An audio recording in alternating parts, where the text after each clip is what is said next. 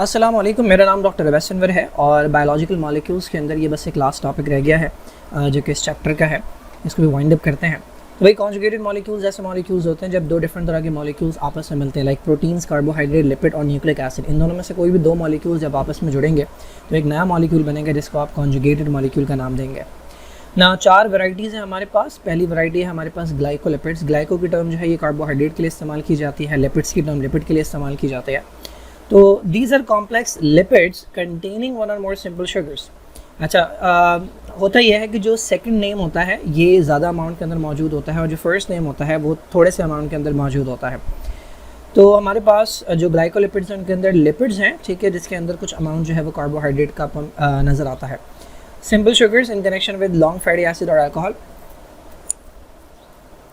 अच्छा, अब ग्लाइकोलिपिड्स जो हैं ये कहाँ कहाँ मौजूद होते हैं, यानी कार्बोहाइड्रेट और लिपिड की जो कॉन्जुगेशन है ये आपको मिल जाती है वाइट मैटर के अंदर।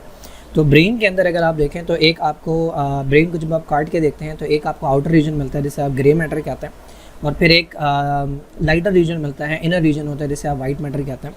तो उस वाइट मैटर के अंदर जो ग्रे मैटर है उसके अंदर सेल बॉडीज़ होती हैं, जो वाइट मैटर होता है उसके अंदर एक्सॉन्स मौजूद होते हैं। तो उस वाइट मैटर के अंदर आपको ये ग्लाइकोलिपिड्स मिल जाते हैं। माइलिन शीट जो कि उन न्यूरॉन्स के ऊपर कवरिंग चढ़ी हुई होती है वो बेसिकली ग्लाइकोलिपिड की बनी हुई होती है, इस तरह की माइलिन शीट होती है। और क्लोरोप्लास्ट की जो मेम्ब्रेन होती है उसके अंदर आपको ये ग्लाइकोलिपिड्स मिल जाता है। द सेकंड टाइप है हमारे पास, इन ग्लाइकोलिपिड्स को सेरेब्रोसाइट्स भी कहते हैं। वाई? बिकॉज ये ब्रेन के अंदर पाए जाता है। जो सेकंड टाइप की हमारे पास कॉन्जुगेटेड मॉलिक्यूल है वो ग्लाइकोप्रोटीन्स है। तो ये प्रोटीन्स हैं, इनके अंदर कार्बोहाइड्रेट मौजूद होते हैं ना।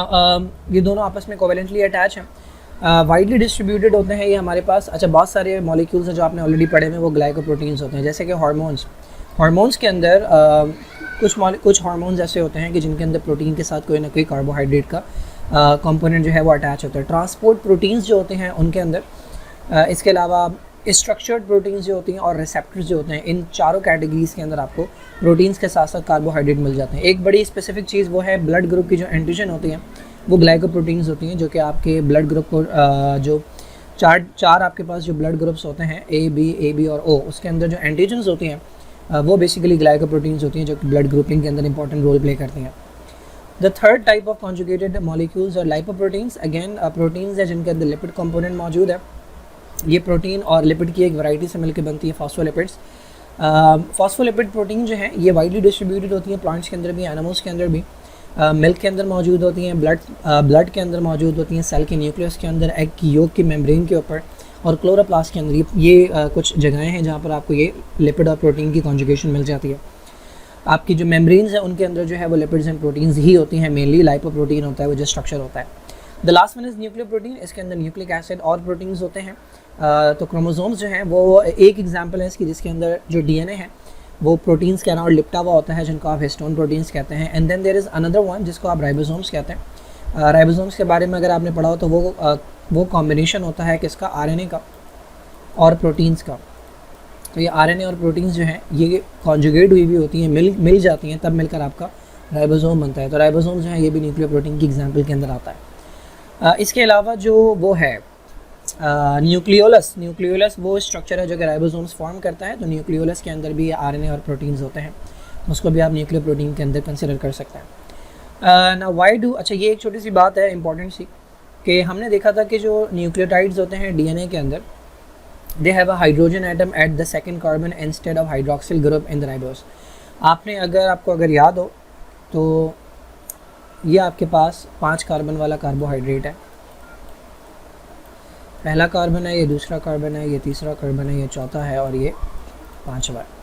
और ये भी 5 कार्बन वाला कार्बोहाइड्रेट है, पहला, दूसरा, तीसरा, चौथा और 5वां। अगर ये राइबोज है, ठीक है, जो आरएनए के अंदर पाया जाता है, तो अगर ये राइबोज है तो सेकंड कार्बन के ऊपर आपको OH नज़र आता है। और अगर ये डीऑक्सी राइबोज है जो कि डीएनए के अंदर पाया जाता है तो सेकंड कार्बन के ऊपर आपको सिर्फ हाइड्रोजन नज़र आता है। तो इन्होंने रीज़न पूछा हुआ है कि डीएनए के अंदर इस जगह पर OH ग्रुप क्यों नहीं है, हाइड्रोजन क्यों मौजूद है, OH पूरा क्यों मौजूद नहीं है। तो उसका रीज़न ये है कि भाई जो सेकंड ग्रुप के ऊपर जो सेकंड ग्रुप है हाइड्रोक्सिल ग्रुप अगर यहाँ पर मौजूद होता है तो वो ऐसे रिएक्शन के अंदर पार्टिसिपेट कर सकता है जो कि जो फॉस्फोडाइस्टर बॉन्ड है उनको ब्रेक डाउन करवा देता है। यानी ये हमारे पास अगर 5 कार्बन वाला कार्बोहाइड्रेट है तो आपको पता है कि न्यूक्लियोटाइड जो हैं वो एक दूसरे के साथ जुड़े हुए होते हैं ऊपर नीचे, ठीक है। ऊपर भी एक न्यूक्लियोटाइड होगा, नीचे भी एक न्यूक्लियोटाइड होगा और ये आपस में जुड़े हुए होंगे, जो बॉन्ड कहलाता है हमारे पास फॉस्फोडाइस्टर बॉन्ड, राइट। तो जो कार्बन नंबर 2 के ऊपर अगर हाइड्रोक्सिल मौजूद होगा ना तो ये किसी रिएक्शन के अंदर पार्टिसिपेट कर जाएगा जिसकी वजह से ये बॉन्ड ब्रेक हो जाएगा। तो अगर डीएनए के अंदर ये हाइड्रोक्सिल ग्रुप मौजूद होता तो डीएनए स्टेबल नहीं होता। चूँकि यह हाइड्रोक्सिल ग्रुप मौजूद नहीं है, खाली हाइड्रोजन मौजूद है, तो अब ये स्टेबल हो गया क्योंकि ये किसी के साथ रिएक्शन परफॉर्म नहीं कर रहा और ये जो ऊपर और नीचे वाले न्यूक्लियोटाइड ने आपस में बॉन्ड बनाया हुआ है फॉस्फोडाइस्टर बॉन्ड, ये सलामत रहेगा। And that is why DNA stable molecule है और ये जेनेटिक इन्फॉर्मेशन कैरी कर सकता है। इसके बरक्स आपका जो आरएनए बनता है, चूँकि आरएनए के अंदर ये हाइड्रोक्सिल ग्रुप मौजूद होता है तो आरएनए यूजुअली डिग्रेड हो जाता है। चूँकि ये अनस्टेबल है तो ये डिग्रेड हो जाता है सेल के अंदर 30 मिनट्स के अंदर जो है बनने के ये डिग्रेड हो जाता है, जबकि डीएनए डिग्रेड नहीं होता, डीएनए सलामत रहता है, लंबे वक्त तक सलामत रहता है, बिकॉज उसके अंदर ये सेकंड जो पोजीशन है उसके ऊपर हाइड्रोक्सिल ग्रुप के बजाय हाइड्रोजन मौजूद है। So this is it. यहाँ पर ये चैप्टर जो है वो इख्तिताम पज़ीर होता है।